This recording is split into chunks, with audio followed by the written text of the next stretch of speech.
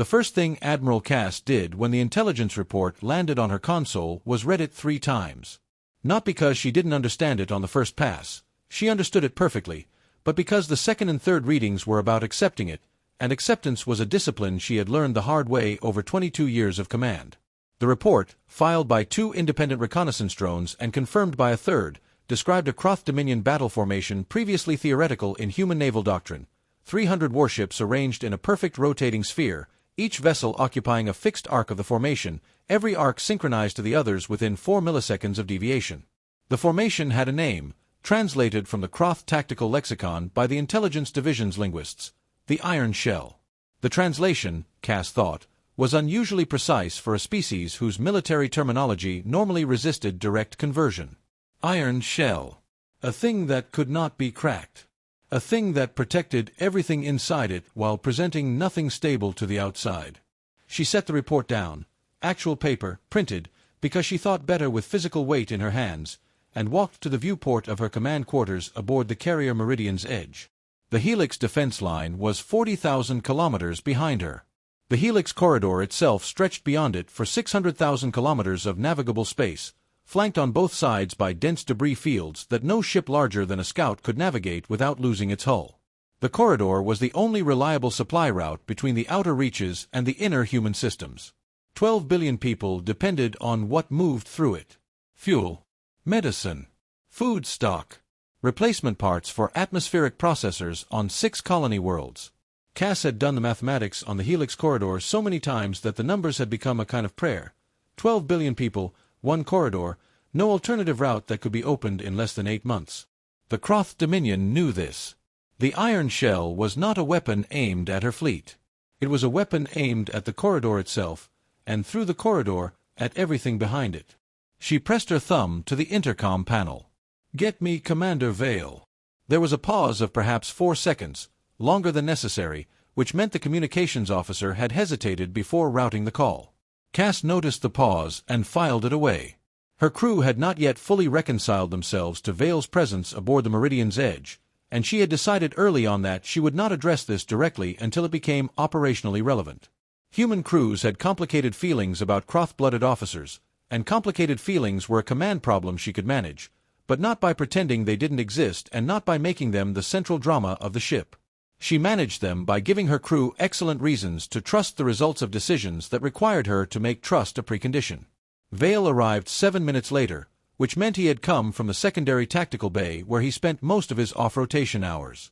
He was tall for a half-Krath. The Krath inheritance gave most of its half-blooded descendants height and a particular density of bone structure that made them look carved rather than grown, and he wore his uniform with the careful precision of someone who had made a deliberate choice about how to exist in a space where he was tolerated rather than welcomed. His face, when he entered, was composed into the neutral expression Cass had come to recognize as his default setting. Not cold, not warm, simply present. Waiting. She handed him the report without preamble. He read it once, which she had expected. The Krath capacity for rapid information processing was one of the half-dozen traits that survived reliably in half-blooded descendants, and Vale had inherited it fully. She watched him read and watched his jaw set, just slightly, in a way she had learned to read as the physical manifestation of a conclusion he didn't want to reach. "You've seen formation models like this before," she said. It wasn't a question. "Not like this." He set the report on her desk. "I've seen theoretical proposals. During my 3rd year studying Krath naval doctrine, one of the senior formation theorists, a Krath named Vethsar, who is probably now a fleet architect, published a monograph arguing that a synchronized rotating sphere could achieve effective invulnerability against missile-based attack strategies if the rotation speed was calibrated correctly. The thesis was that any missile fired at a specific vessel in the formation would be tracking a target that no longer occupied that position by the time the missile arrived. Every attack would find empty space or, worse, strike a part of the formation rotating into the position the missile had already committed to, giving the iron shell effectively unlimited deflection capability. He paused. The monograph was considered interesting but impractical. The synchronization requirements were considered too demanding. Apparently, they solved the synchronization problem. Apparently. He looked at the viewport. The stars were motionless, which was always slightly deceptive. Nothing in space was ever truly motionless, and the debris fields flanking the corridor were in constant slow drift. "The rotation algorithm," he said, almost to himself. Veth Tsar's original proposal used a static algorithm, fixed arcs, predictable rotation rates. If they've built the iron shell using that framework, it will be elegant and extremely powerful, and it will have one characteristic that Veth Tsar considered a feature rather than a flaw. Cass waited. "It will be optimized for target prioritization," Vale said. "A formation this complex cannot track 300 individual targeting solutions simultaneously. The formation's coordination systems would collapse under the data weight. So the algorithm will rank targets and rotate the formation to present its most protected arcs to the highest priority threats. It will always be responding to what it considers the most important thing in front of it." The silence in the room was the specific quality of silence that descends when an idea arrives before its speaker has finished speaking it. Cass felt the shape of something moving at the edge of her thinking, not yet fully formed, the way a current feels before you can see the water it moves through. She looked at Vale and saw the same shape moving behind his eyes, and she understood then why she had sent for him before calling her tactical staff, before convening any council, before doing any of the things that a fleet admiral was supposed to do when a 72-hour clock started counting down toward the loss of a supply corridor that 12 billion people depended on. "Sit down, Commander," she said. "We have work to do." The tactical bay of the Meridian's edge had been designed for the coordination of large fleet engagements, which meant it was large enough to embarrass a smaller vessel and equipped with projection systems that could render three-dimensional battle maps at a scale of 1 to 10,000 without losing navigational precision. When Cass walked in 4 hours later with Vale at her left and her senior tactical staff arrayed behind her, Captain Morel OSU, who commanded her destroyer screen, Lieutenant Commander Davin Cho, who ran her missile coordination, and Fleet Analyst Priya Haight, who had spent 15 years building models of Krath formation behavior, the bay was already populated with the iron shell's last known position, rendered in red, moving at its documented approach speed toward the blue line that marked the Helix Defense Corridor. At current speed, the iron shell would reach the defense line in 68 hours, 11 minutes. The clock in the corner of the projection was already running. Cass stood in front of the projection and gave her staff exactly 1 minute to absorb what they were looking at. She had learned, over 22 years, that people needed a moment to feel the weight of a problem before they could begin lifting it. Then she said, "Standard missile doctrine is useless. Captain OSU, how many direct-fire rail systems do we have operational across the fleet?" OSU, a compact woman with the careful posture of someone who had spent decades on bridges that shook, said, 47 operational rail platforms, Admiral. Range is 30,000 kilometers for meaningful penetration against Krath hull classification. The iron shell's escort perimeter extends 35,000 kilometers, Cass said. Which means we can't get a rail platform into range without losing it before it fires a useful shot. So we're not shooting our way through this. She looked at Haight. Walk us through what you know about Krath formation response algorithms. Specifically, what happens to a formation like this when it encounters unexpected target complexity? Haight, who was young for her rank and wore her expertise like a garment she was still growing into, brought up a secondary display. Krath formation algorithms are prioritization systems at their core. They're designed to triage targets, designate primary threats, secondary threats, and tertiary threats, and distribute the formation's protective resources accordingly.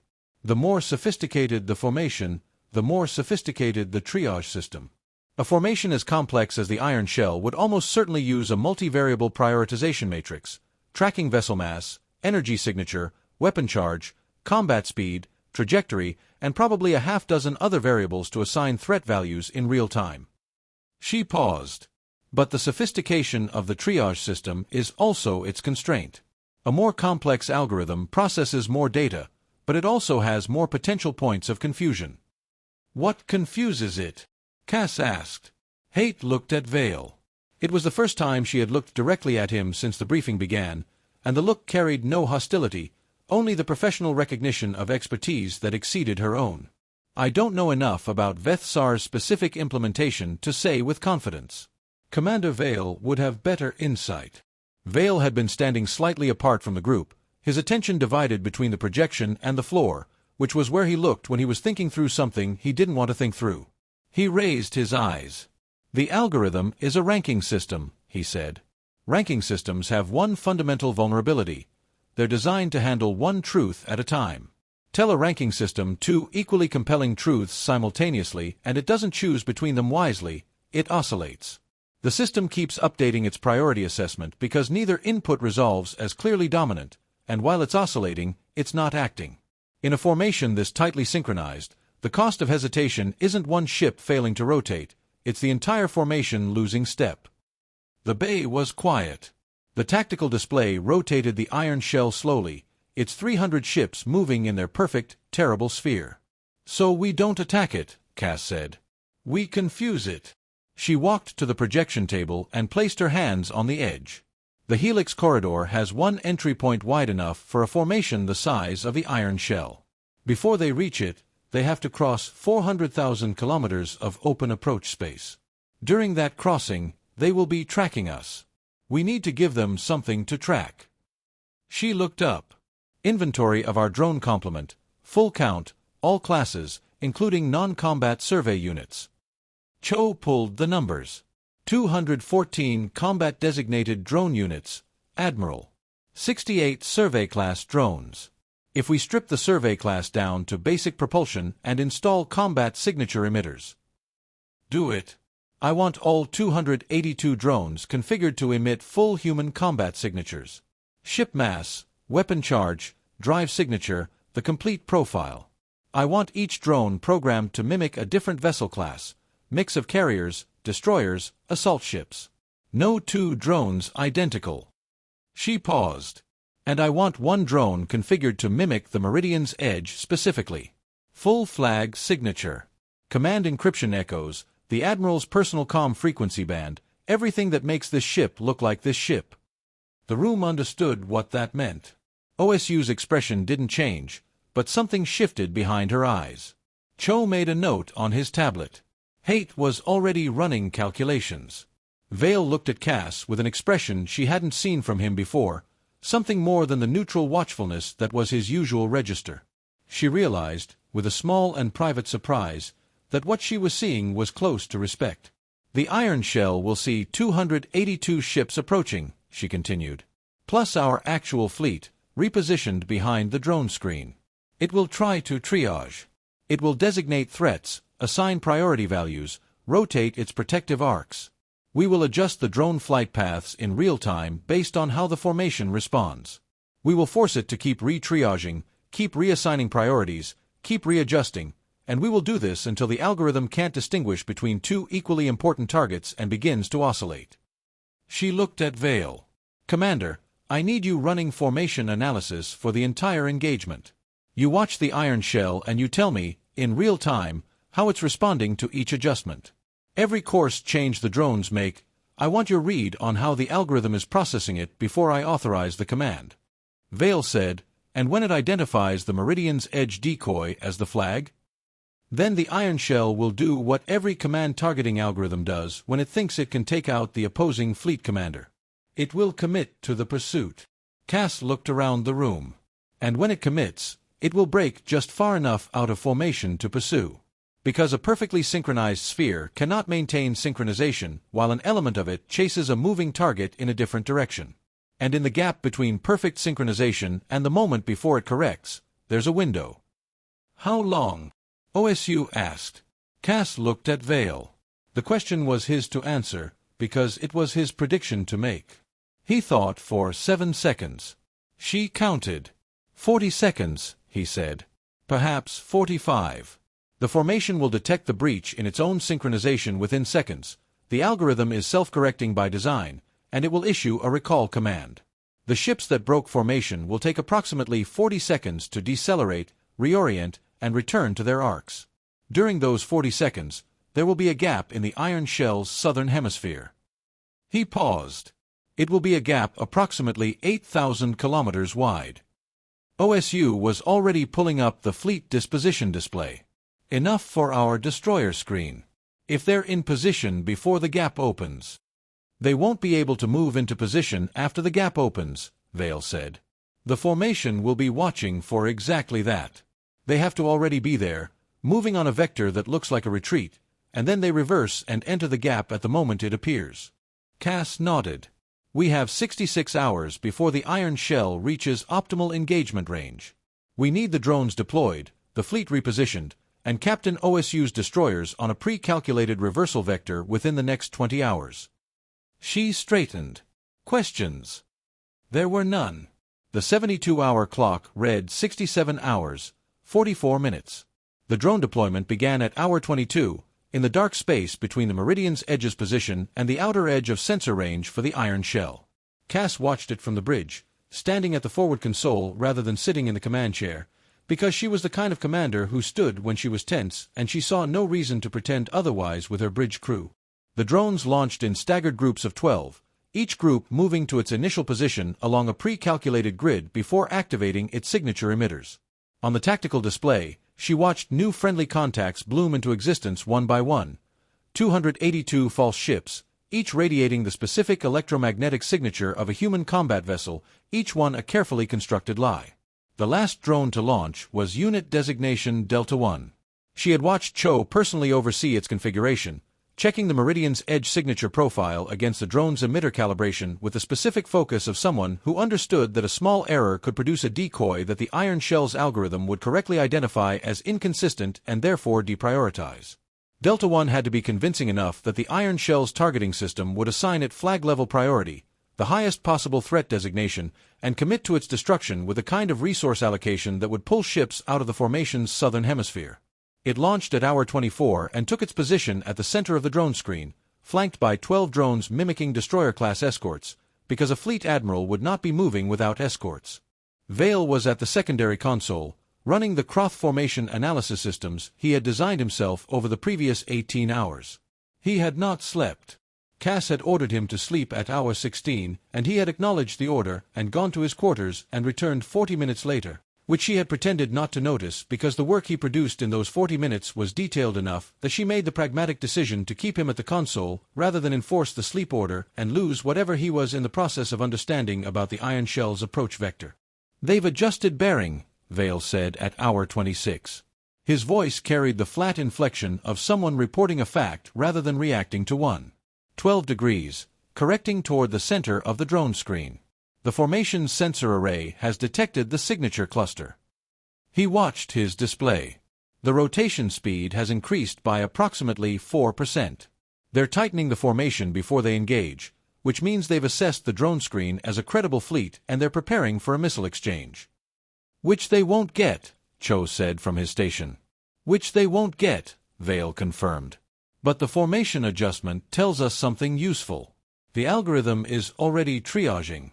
At this distance, with 282 contacts, it should be in active prioritization mode, assigning threat values and distributing response resources.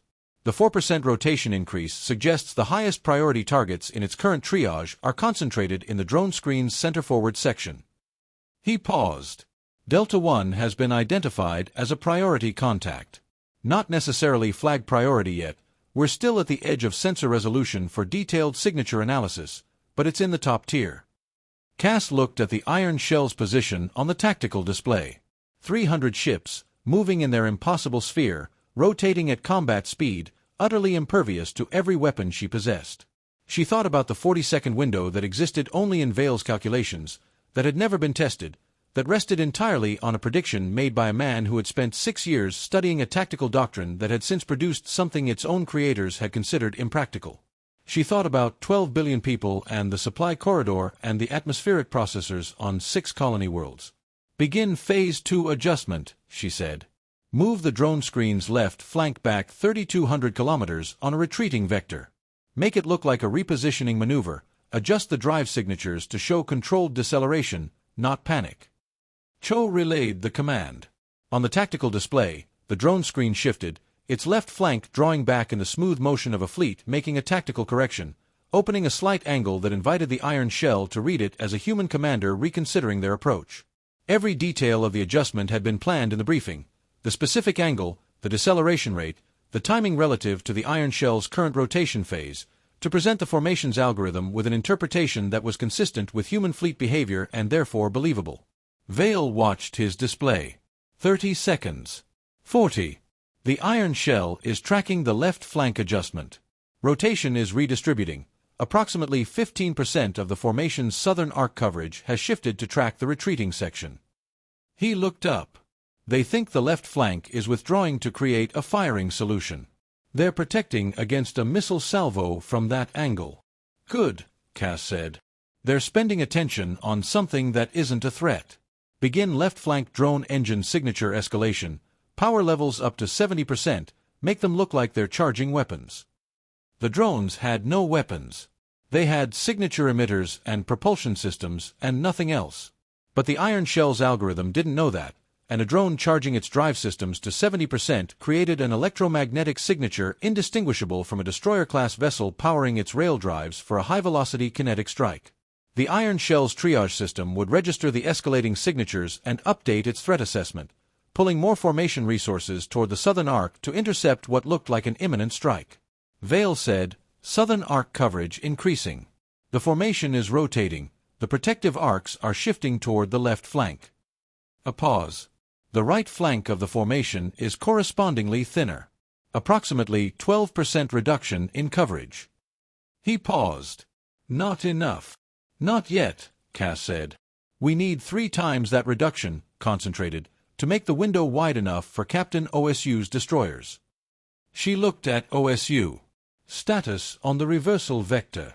"Destroyers are positioned and holding at current course," OSU said. "Bearing 274 by -12, velocity consistent with a fleet repositioning away from the engagement zone. To any observer reading our signatures, we are withdrawing the destroyer screen from the forward line, which is consistent with standard doctrine when a missile exchange approach has been disrupted."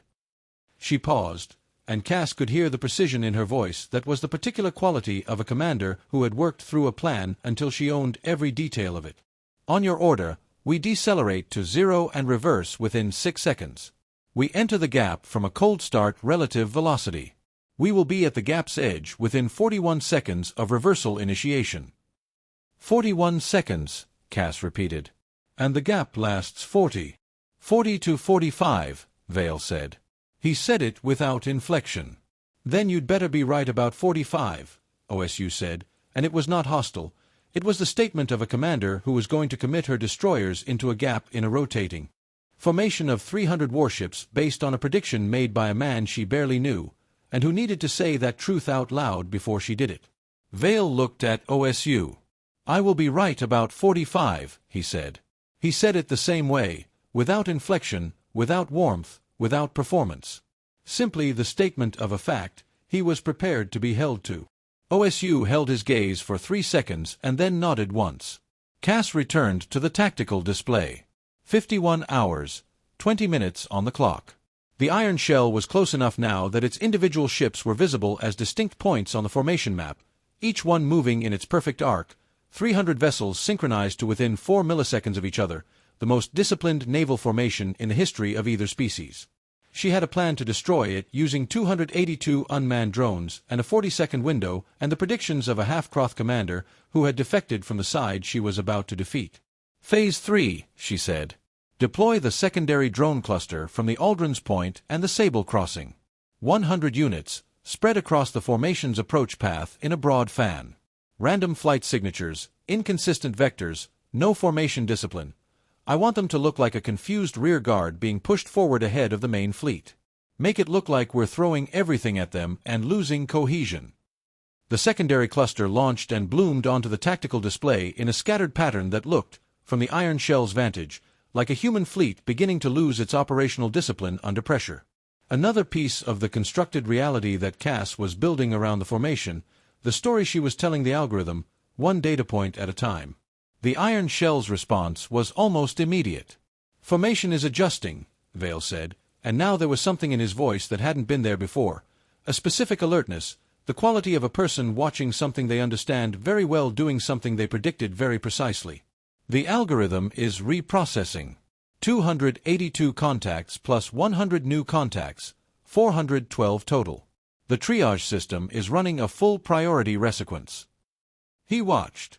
The formation's rotation is momentarily slowing, less than 1%, barely detectable, while the algorithm updates. He looked at Cass. "That is significant. A 1% slowdown in rotation means the formation's processing resources are being taxed by the target volume. Vethsar's design had a maximum effective triage capacity.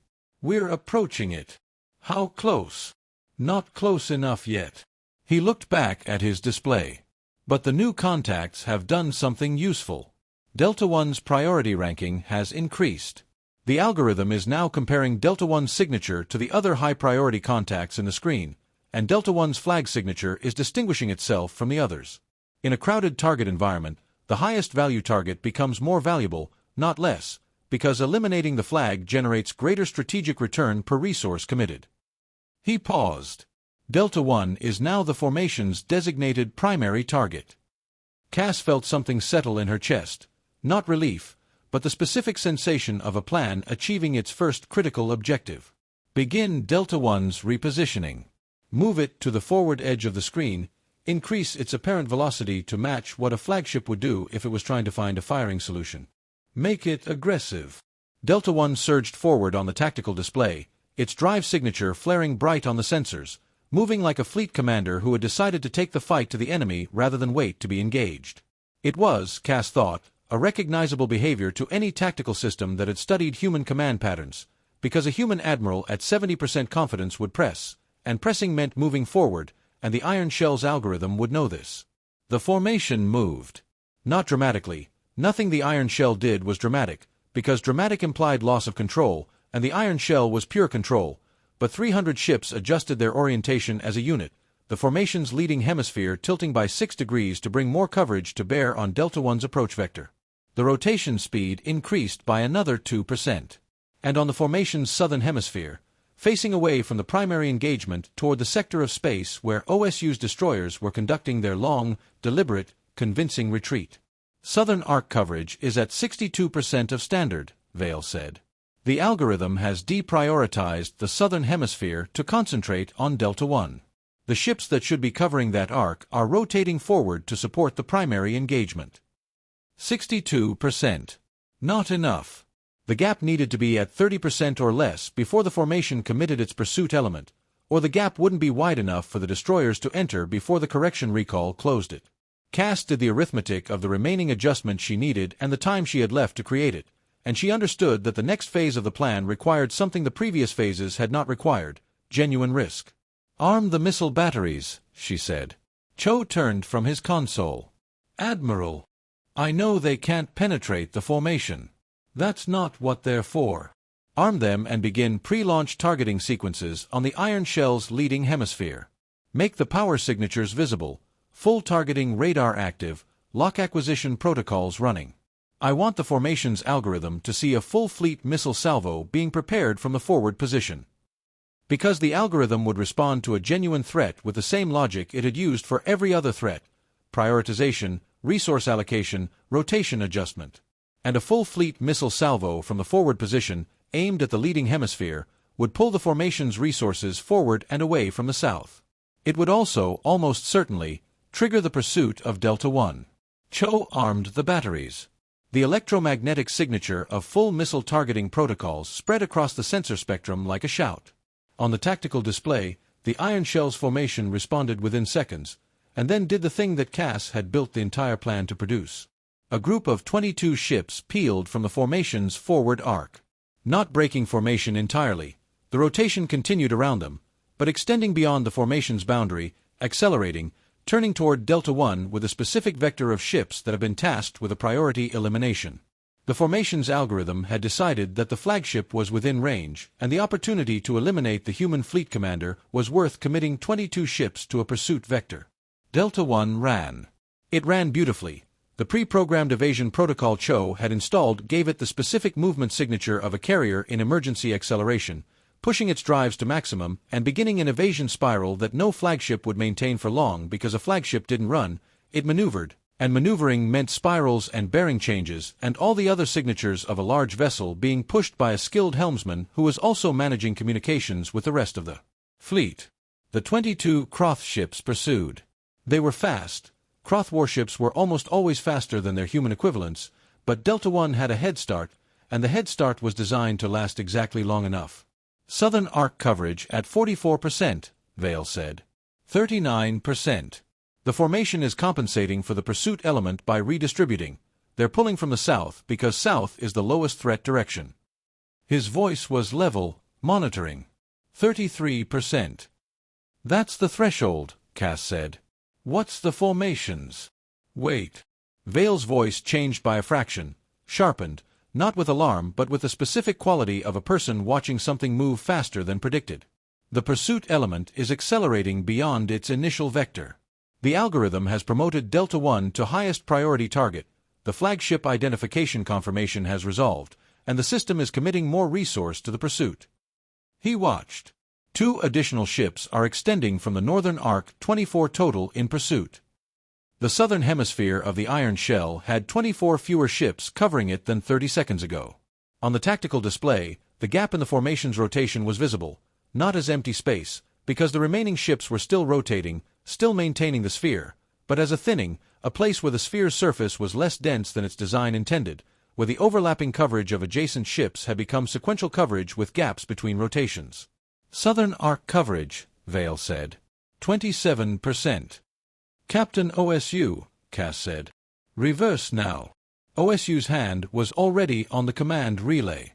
The order reached the destroyer screen at the speed of light, and the destroyers responded at the speed of well-drilled crews who had run this maneuver 14 times in simulation and had understood, from the first simulation run, that the timing tolerance was so narrow that hesitation and mistake were functionally identical. 17 destroyers decelerated from their retreating vector in a coordinated burn that, to any observer reading their signatures, looked like a drive failure across the entire formation, a sudden, catastrophic loss of propulsion that would have been tactically devastating if it were real. The Iron Shell's algorithm would register the event and would designate it as secondary concern. A retreating force in apparent distress was not a threat, and the formation's triage would deprioritize it in favor of the missile batteries being armed in the forward position and the flagship being pursued by 24 ships. The destroyers decelerated to 0 in 6 seconds. Then they reversed. OSU watched the timer on her tactical display. She had the display configured to show 2 numbers simultaneously. The southern arc coverage percentage, which Vale was feeding to her directly from his console, and the time elapsed since reversal initiation. Those 2 numbers were the entirety of the universe for the next 40 seconds. 0 seconds. Reversal initiated. The destroyers accelerated on the new vector, toward the southern hemisphere of the Iron Shell, 17 ships moving at the maximum sustainable acceleration their drives could produce. The gap in the formation's rotation was ahead of them, 27% coverage, a space 8,000 kilometers across where the sphere was thin enough that a destroyer moving fast enough could be through the outer boundary before the rotation brought full coverage back. Timing, OSU said to her helmsman. 33 seconds to boundary, the helmsman said. His voice was steady. She had chosen him for this posting specifically because of the quality of his voice under pressure. 7 seconds elapsed. On Vale's console, the formation self-correction system was registering the synchronization anomaly created by the pursuit element and generating a recall command. The recall command would propagate to the 24 ships in pursuit, and those ships would receive it and begin decelerating, and the time between deceleration and return to arc position was the window. The window that Vale had calculated as 40 to 45 seconds. The recall command issued at second 9. Recall detected, Vale said on the open command channel that connected him to OSU's bridge. 24 ships beginning deceleration. Return to arc time, 42 seconds from now. 42 seconds. The destroyers were 24 seconds from the formation boundary. They would cross the boundary with 18 seconds to spare.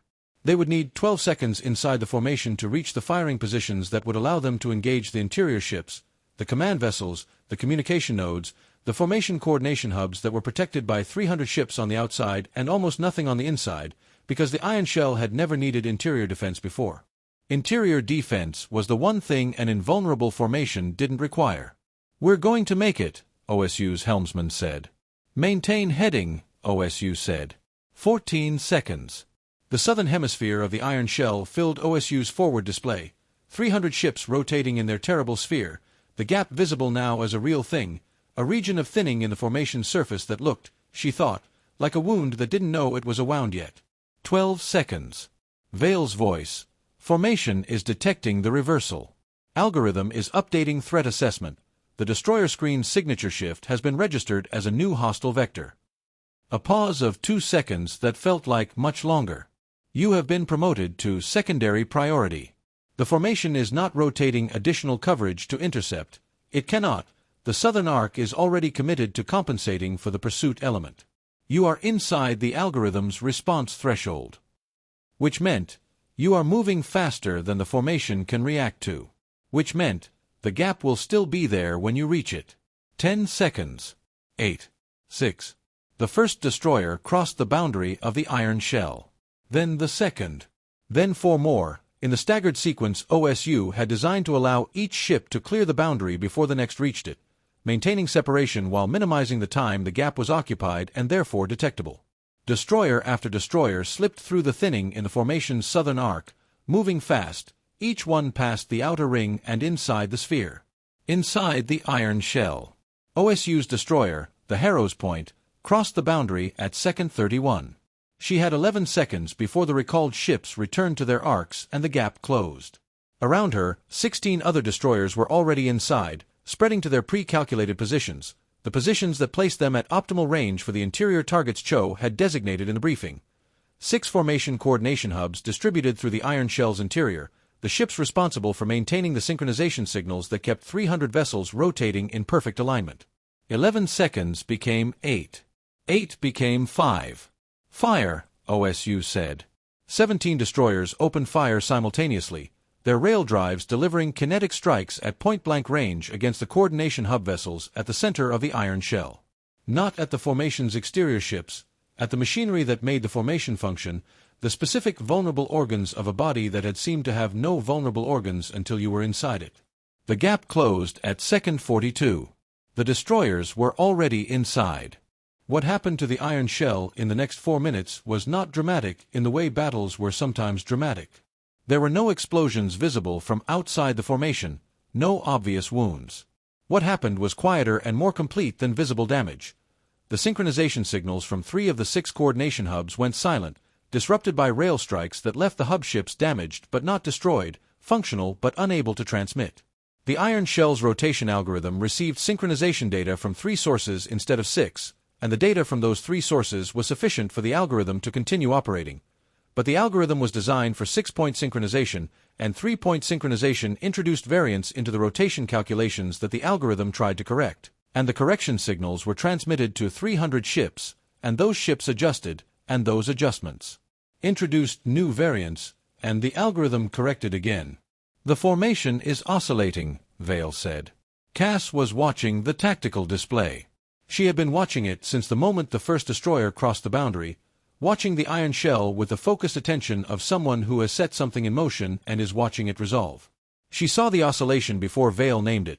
The formation's rotation was flickering at the scale of fractions of a second, ships adjusting their arc positions by micro-units in response to correction signals that kept arriving with different values.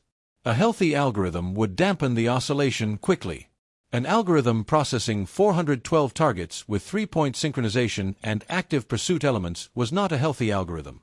The recall ships had returned to their arcs at second 42, but they had returned to arcs that were no longer exactly where the algorithm said they should be. Their return had introduced additional variance. The correction cascade was self-amplifying. "I need the drone screen to execute final phase," Cass said. "All units, transition to maximum signature output. I want the algorithm to see 412 contacts escalating their threat profile simultaneously." Cho executed the command and 282 drones flared their emitters to maximum output, each one broadcasting the electromagnetic signature of a combat vessel at full combat readiness, weapons charged, engines at maximum, the collective signal of a fleet preparing a simultaneous full engagement strike. The Iron Shell's algorithm received the data from 412 contacts simultaneously escalating, and the prioritization system, which was already oscillating between conflicting correction signals from the damaged synchronization network, attempted to run a full threat reassessment. The algorithm could not complete the reassessment.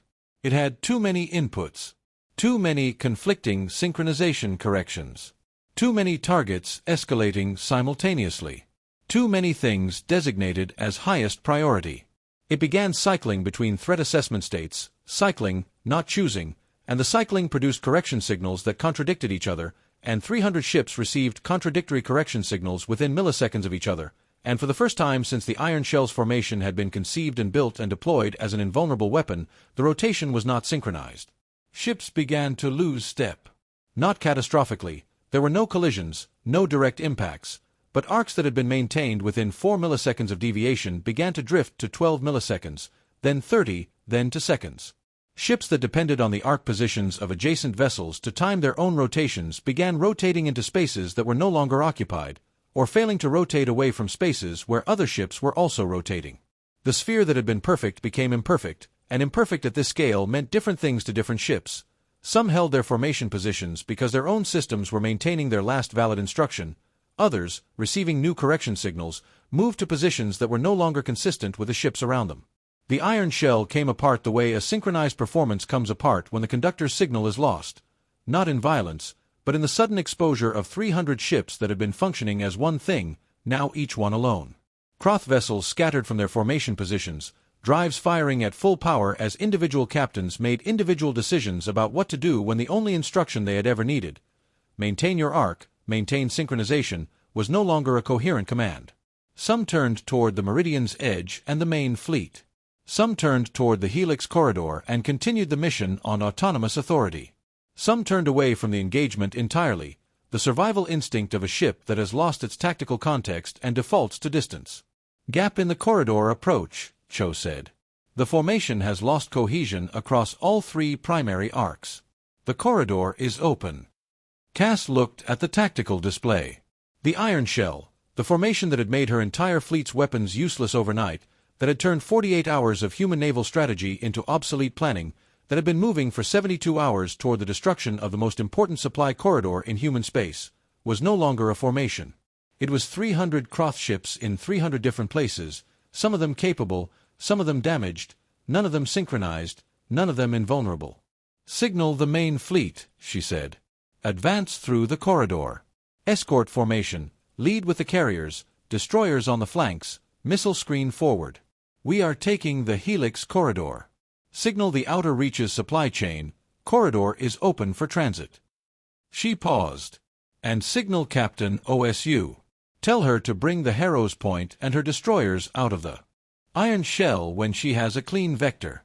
No pursuit of individual Krath vessels. We have what we came for." The Meridian's edge moved forward with her fleet. On the tactical display, the Helix corridor opened ahead of them, 600,000 kilometers of navigable space, flanked by its debris fields, the most important road in human space, and Cass's fleet entered it with the specific efficiency of ships that know where they are going and have stopped worrying about whether they will get there. She stood at the forward console and watched her fleet move through, and she thought about 12 billion people and atmospheric processors and food stock, and she thought about the 17 destroyers that had flown through a 40-second window because a half-Krath commander had calculated that the window would last 40 to 45 seconds and it had lasted 42, and she thought about the difference between a plan and a belief in a plan, and how the distance between those two things was the whole of what command actually was. She was still standing at the console when she became aware that Vale was no longer at his secondary station. She turned and found him at the viewport, the same viewport she had stood at 72 hours ago, reading an intelligence report 3 times to accept what it meant. He was standing with his hands at his sides, which was how he stood when he wasn't doing anything specific, and he was watching the tactical display from across the room with an expression she hadn't seen before. She walked to him. The tactical display was visible from where they stood. 300 Krath ships, scattered, each one alone, moving on independent vectors through the space where the iron shell had been. They were not a formation. They were ships. Good ships, crewed by Krath naval personnel who were very skilled and very disciplined and who were, right now, experiencing something that their doctrine had told them was impossible, the failure of the thing that was supposed to be perfect. Vale watched the scatter pattern for a long time. The ships moved across the display, each one a point of light finding its own direction in the wreckage of what had been the most sophisticated formation in Krath naval history. He said nothing. She waited. He said nothing for so long that she had begun to think he might not speak at all, that what he was watching had produced something in him that existed before or beneath language. She did not rush him. She had learned, in the months since he had come aboard, that the silences he chose were not empty, and that interrupting them was a kind of disrespect, not because he was sensitive to it, but because the silences were where he was thinking, and what he thought was usually worth the wait. The clock on the display read, Helix Corridor, status, secured. Transit available. Fleet deployment, active. Vale looked at the scattered Krath ships for another 30 seconds. Then, quietly, without turning from the display, they will redesign the algorithm. It was not a warning. It was not a threat. It was a statement of a person who understood the thing he was watching from the inside, who knew what the Krath Dominion would do next because he had spent 6 years learning how the Krath Dominion thought, and how the Krath Dominion thought was, a problem solved is a problem that reveals the next problem, and the next problem will be solved by designing a better answer to the solution that defeated you. The iron shell had failed because its algorithm could not handle conflicting priority inputs at scale. The next formation would handle conflicting priority inputs at scale. It would be designed by Vethsar, or by someone who had studied under Vethsar, and it would be different enough from the iron shell that the decoy strategy would not work on it, and it would come for the helix corridor, or some other corridor, with the confidence of something that had learned what its predecessor died of. Cass looked at Vale.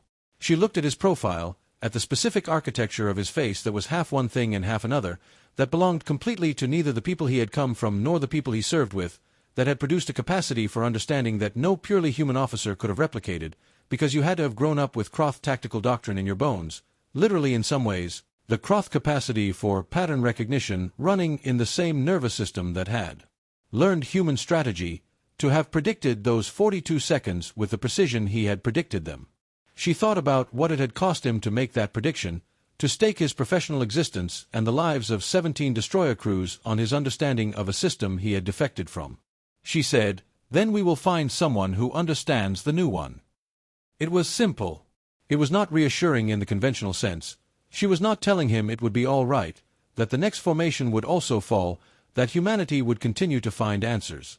She was telling him something more specific, that the function he had performed today was not incidental, not a one-time use of an unusual asset.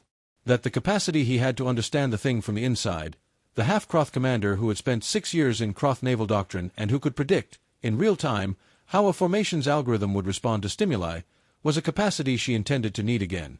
That she was already thinking about what comes next, and in her thinking about what comes next, he was a permanent part of the answer. Vale turned from the display. He looked at her. Not with the neutral watchfulness that was his default. Not with the careful composition of a man managing his presence in a space that tolerated him. He looked at her with something that had not yet found its full form, something between recognition and something that might, in time, become belonging. And then, for the first time in the 72 hours they had spent together at the edge of the most important corridor in human space, for the first time since he had come aboard the Meridian's edge and settled into his careful, self-contained existence in the secondary tactical bay, for the first time in the story of Commander Vale aboard this ship, something in the set of his face changed. Not dramatically. Not into warmth or openness or any of the legible human expressions that would have been too much, too fast, too simple for a man who had learned to exist in the space between two worlds and trust neither. Just a shift at the corner of his mouth. Just the beginning of something. He almost smiled. The tactical display behind him showed the helix corridor. Open, secured, 600,000 kilometers of navigable space that 12 billion people depended on, with Cass's fleet moving through it in good order, and 300 Krath ships scattered in the space where the iron shell used to be. Outside the viewport, the stars were motionless. The debris fields flanking the corridor drifted in their slow, patient way. Somewhere in the distance, a supply convoy was already calculating its approach vector, rerouting from the holding pattern it had maintained for the last 3 days, beginning the transit that would deliver fuel and medicine and food and replacement parts to the people waiting for it on the other side.